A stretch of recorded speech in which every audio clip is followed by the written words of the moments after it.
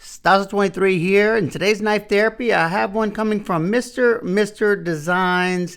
This is his Ronin, and this is a prototype. He is doing a Kickstarter campaign, and it is live at the moment, depending on when you're watching this. The price point that he's shooting for is around $365 to $370. So this is a premium knife. The OEM is Riot. They do some excellent work, and if it makes it through the Kickstarter, and there's some for retail, sell for retail, they'll go for around $370, $375. You have two different variations. You have what you see here with the black wash blade and scales, black insert with the satin accents, and you also have a bead blasted blade and scales with a bronze accent. I'll put a picture on the screen now. Let's get some quick specs out of the way. You have a total length of 7.2 inches, so it's in a medium to smaller range for most people. You have a 3-inch blade, so it's going to be legal in a lot of areas where you can have a locking knife. Your handle's 4.2 inches. The handle thickness is 0.50, so right at 1/2 inch, and that's about average. Your stock thickness is coming in at 0.15, so pretty chunky stock there. In the behind the edge thickness in this belly area, it ranges from 13 to 14 thousandths behind the edge, and at this tip area it's around 22 thousandths. The edge bevel is sharpened to 20 degrees per side in this belly area, and it gets a little bit wider at the tip. All right, let's take a closer look at this. You have a nice Americanized tanto with that straight tanto area up here in the front. You have a nice black wash finish on here. I think it looks rather attractive, and in different lights it really accentuates, hopefully you can see it there, all the transition lines from the grinds. Love that. And a nice top swedge that goes all the way into the tip. Nice, robust, meaty tip there. You could definitely get some work done with the tip, not having to worry about it being dainty. Your primary grind right here is deep hollow. And for the more added strength, you have a flat grind at the tanto area. You have a sharpening choil right here that does clear the plunge. However, I'm not too sure how many sharpenings you'll have before it starts to widen up back there. I'd say, it's going to probably, being that this is a belly, it'll probably widen up, but it'll widen up here too, more than likely, so it may not look funny. This is the only markings you have on the blade, which is Mr. Designs logo. A cool logo there. You have a nice crowned area right here, nice and rounded over. You do have some jimping. I'm going to call it medium to mild traction, if that's something you like, because it does sit flush or a little bit underneath the scales right here. And you have a little bit of texture right there, but I don't ever really need the jimping. The belly section ought to be very slicey. And like I said before, this tip area, more robust thickness, so you could get, some harder work in the front. It has a nice transition line between the two grinds where they start and stop. So you're getting essentially two points. You have your primary point right here, and you have a secondary point where those two spots meet. And I like that whenever I'm cutting on a cutting board or something like that. You can use that to start the cut and transition into the tanto point area, or just go straight down with the tanto. And also, if you're trying to get into, say, a package, you can use this secondary point to gauge how deep you go into the package. So if you don't want to go too deep into it. The blade steel on this knife is going to be Bowler M390 with a target HRC of 60. So you ought to get some good performance out of the steel, and if you are not getting the coated one, you should have good corrosion resistance as well. All right, now let's check out the deployment in action. The knife is riding on caged ceramic ball bearings. You have dual deployments. You have a top flipper and a blade hole. Top flipper does have jimping right there, but I think because of the coating, it is not super grippy. I can get it, but I do tend to slide off of it. So maybe you might want to get these a little sharper on the top. It's one that you just kind of push down on and pull up. I don't mind those. See, there it goes. It just slid off of it. You can't do the reach around. It's just not it's not set up like that. And you don't have enough traction to pull it back. The action is nice and snappy. If you didn't see that, those ceramic bearings allow this thing to fly out nice and smooth, nice and snappy. The detent is dialed in nicely. Nice positive click there. The blade hole, you can either use it to two-hand open. I find that I can do a pinch to open it. And if you can fit your finger back there, you can reverse flick it as well, however you choose to do it. You can also access it left-handed, which I can actually thumb open it left-handed. And let's see. Yeah, I don't really have enough strength to get a good reverse flick if that's something you want to do. Now let's take a look at the handle. This handle is a one-piece titanium integral or integral, however you want to say it, which just means that the handle's made out of one solid chunk of titanium that was milled out over and over in the inside. So it starts out as a big block, and then they machine it enough to where they get it down to the thickness they want, and then they have to go start doing all the internals. Two good things about are, positives for an integral. You have less hardware because you don't have to have standoff screws or anything for, your spacer. And also you're getting some extra strength and rigidity because with the two halves, you have to worry about side-to-side motion when you're, doing prying or, putting a lot of pressure onto that blade. But whenever you have all one-piece construction, you don't really have to worry about that. So it's a definitely more rigid design, no doubt.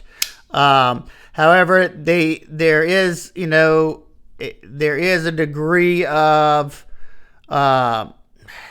precision that you have to do because you have to get it right the first time. With scales, you can tweak things to make it right. You get one shot at it whenever you have this integral design, and then you also have to figure out how you want to do the internal workings. I'm guessing that they're behind this inlay, and while we're talking about it, you have a black peel ply G10 inlay that does offer some good traction. I want to get a nice shot. Look how nice and softened all these edges are. Nice and rounded over here on the back. They did a great job of making sure you don't have any sharp angles or corners where you don't want them to be on the scales. Very, very clean work by Riot. And you have a perfectly centered blade, which will stick out like a sore thumb if it wasn't. You do have satin pivot collars. I'm guessing that is titanium. Hopefully that is the case. So if you wanted to anno it and give it a pop of color of your own, it would be nice. The inlay work is phenomenal. No, you can't really feel any transitions where it goes in at. Nice and tight fitment, no gaps anywhere. There's your blade steel marking on the back. I like the fact that they hit it. That's the perfect spot. You do have a 3D mill titanium pocket clip. It's not a deep carry, but it sits fairly deep. It does sit on top of the G10, so it may become a pocket shredder. You also don't have a lot of ramp right there to get over material. Let's check it out in the pocket. Now this is right hand tip up carry only. I found that the knife has a nice slim profile. It goes in my jeans fairly easily. It hugs the side of the pocket, and there's no flipper tab that's getting in your way to put your hand in there if you have other stuff in your pocket. I think it sits, deep enough. That way you do have something to grab a hold to pull it out. And there's not a ton of tension there, so I don't think it's going to be a complete pocket destroyer unless you have thicker material. Now the knife is rather weighty because of the integral frame and the chunkier blade stock. Let's get a quick weight first in grams.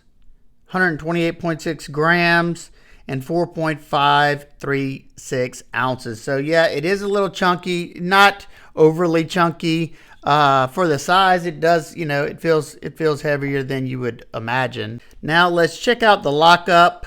Now this is something that they have to make sure they get right the first time. I will say that this thing is absolutely rock solid. I cannot muscle any play up or down, left or right. Very, very nice. Your lockup is sitting at around, I'd say 30%. I can't really tell. Let me grab my flashlight. It's hard to tell in there with the black if it has an insert or not. And you see there's a lot of grease in there or oil. Can't really tell. I don't see an insert. I mean, it would have to be behind here, and I think he asked not to take it apart. So if he, I'm sure you'll see the video, and he could answer that for us. If he does, I'll pin that comment. Because other than that, I don't know, unless they're carbonizing the lock face. That's a possibility, or heat treating it as well.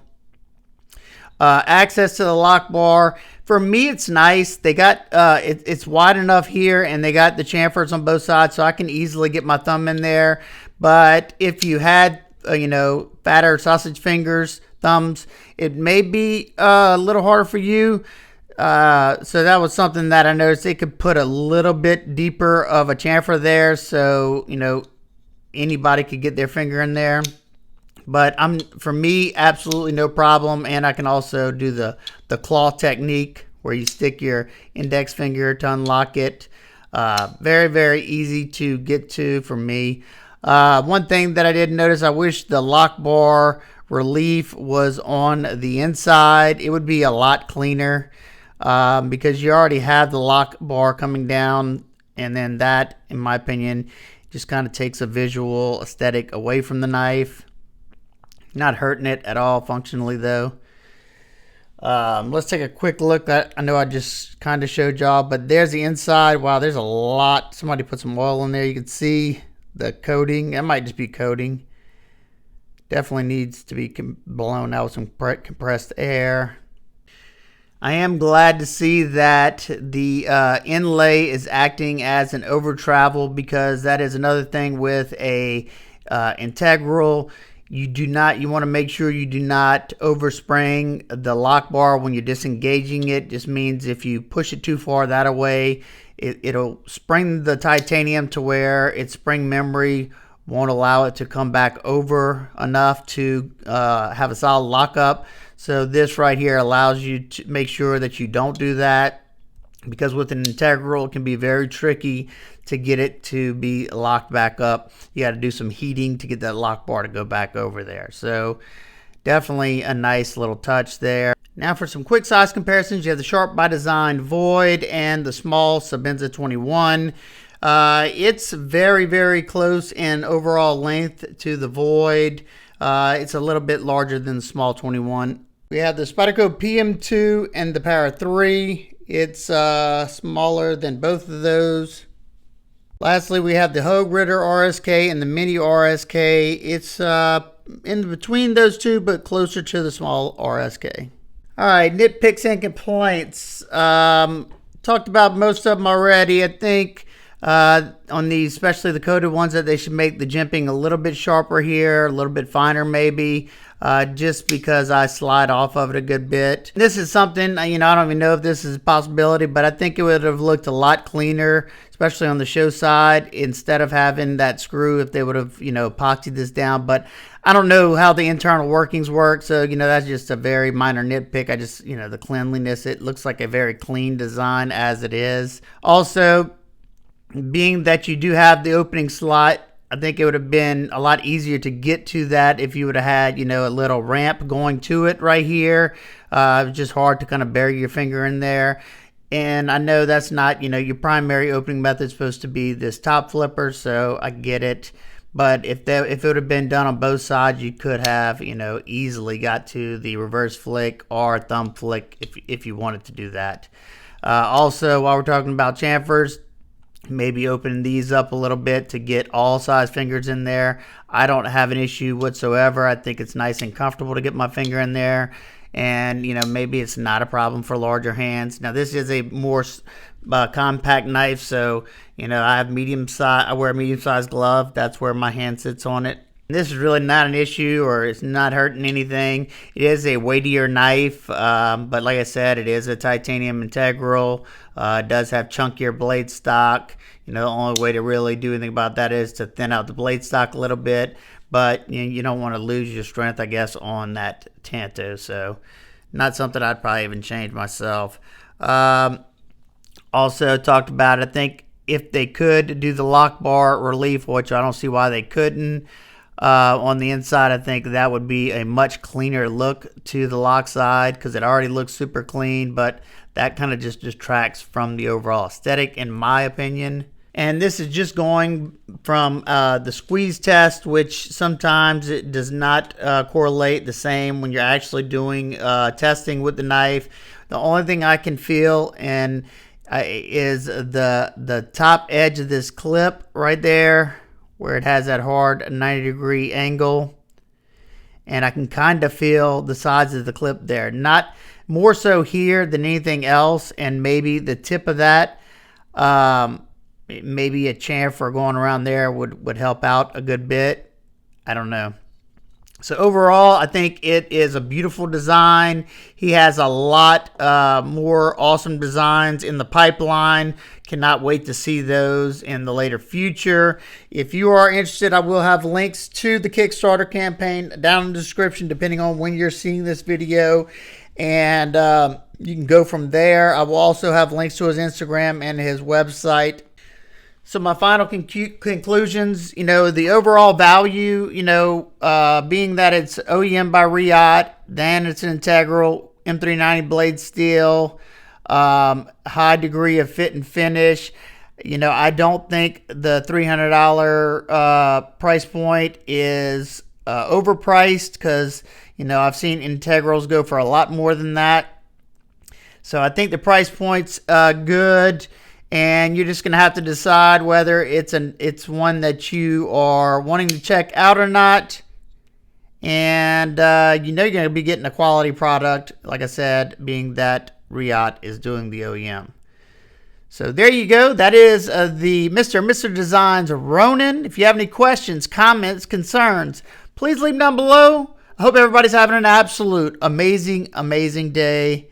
I will see y'all on the next one. Peace.